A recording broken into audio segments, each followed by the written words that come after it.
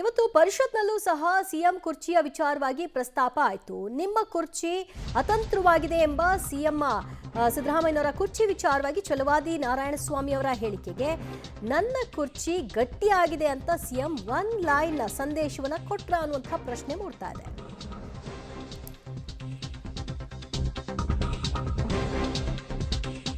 ನಮ್ಮ ಚೇರ್ ಗಟ್ಟಿಯಾಗಿದೆ ಹೀಗಂತ CM one line ಸಂದೇಶವನ್ನ ಕೊಟ್ಟಿದ್ದಾರೆ. ಪರಿಷತ್ನಲ್ಲಿ ಸಿಎಂ ಕುರ್ಚಿ ವಿಚಾರವಾಗಿ ಮಾತು ಪ್ರಸ್ತಾಪವಾಯಿತು. ಕುರ್ಚಿ ಫೈಟ್ ಬಗ್ಗೆ ಸಿಎಂ ಕಾಲೆಳೆಯುವಂತಹ ಪ್ರಯತ್ನವನ್ನ ಛಲವಾದಿ ನಾರಾಯಣಸ್ವಾಮಿ ಮಾಡಿದ್ರು. ನಿಮ್ಮ ಚೇರ್ ಅತಂತ್ರವಾಗಿದೆ ಅಂತ ಛೇಡಿಸಿದ್ರು. ಅದಕ್ಕೆ ನಮ್ಮ ಚೇರ್ ಗಟ್ಟಿಯಾಗಿದೆ ಅಂತ ಸಿಎಂ ಕೂಡ ಟಾಂಗ್ ಕೊಟ್ರು. ಹುದ್ದೆಗಳು ಖಾಲಿ ಇದ್ದಾವೆ. ಏನಮ್ಮ ಇದು ಹಿಂದ್ಗಡೆ ನಿಂತ್ಕೊಳ್ಳೋಕ್ಕೂ ಕಷ್ಟ ಆಗ್ತದೆ.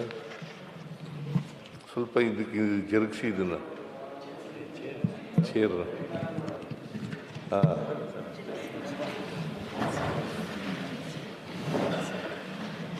ತಗೋಯ್ತು. ಈಗ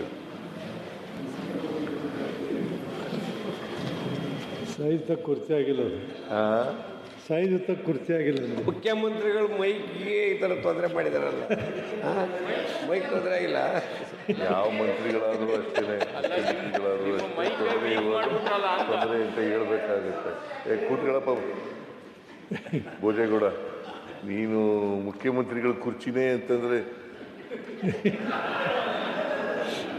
ತೊಂದರೆ ಆದಾಗ ತೊಂದರೆ ಆಗುತ್ತೆ ಅಂತ ಹೇಳ್ಬೇಕು. ಈಗ ಸರೋಯ್ತು.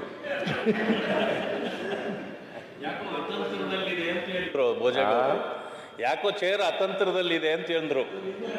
ಚೇರ್ ಅತಂತ್ರದಲ್ಲಿಲ್ಲ, ನಿಮ್ಮ ಚೇರ್ ಅತಂತ್ರದಲ್ಲಿ ಇದೆಯಾ ಅಂತ ನೋಡ್ಕೊಳ್ಳಿ. ಸ್ವಲ್ಪ ನಮ್ಮ ಚೇರ್ ಗಟ್ಟಿಯಾಗಿದೆ, ನಿಮ್ಮ ಚೇರ್ ಅತಂತ್ರ ಇದೆಯಾ ಅಂತ ನೋಡ್ಕೊಳ್ಳಿ. ಸ್ವಲ್ಪ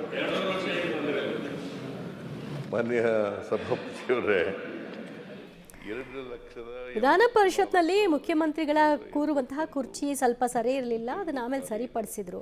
ಇದೇ ವಿಷಯವಾಗಿ ಮಾತು ಆರಂಭ ಆಗಿ ನಿಮ್ಮ ಕುರ್ಚಿ ಅತಂತ್ರವಾಗಿದೆ, ನಿಮ್ಮ ಕುರ್ಚಿ ಗಟ್ಟಿ ಇಲ್ಲ ಅನ್ನುವಂತಹ ಮಾತುಗಳನ್ನ ಯಾವಾಗ ಬಿಜೆಪಿ ನಾಯಕರುಗಳು ಅಲ್ಲಿ ಆಡಿದ್ರು, ಆಗ ನಿಮ್ಮ ಕುರ್ಚಿ ನೋಡ್ಕೊಳ್ಳಿ, ನನ್ನ ಕುರ್ಚಿ ಗಟ್ಟಿಯಾಗಿದೆ ಅಂತ ಒನ್ ಲೈನ್ ಸಂದೇಶವನ್ನ ಏನ್ ಸಾರಬೇಕಾಗಿತ್ತು ಅದನ್ನ ಇಲ್ಲೂ ಕೂಡ ಕೊಟ್ಟ ಹಾಗೆ ಕಾಣಿಸ್ತಾ ಇದೆ.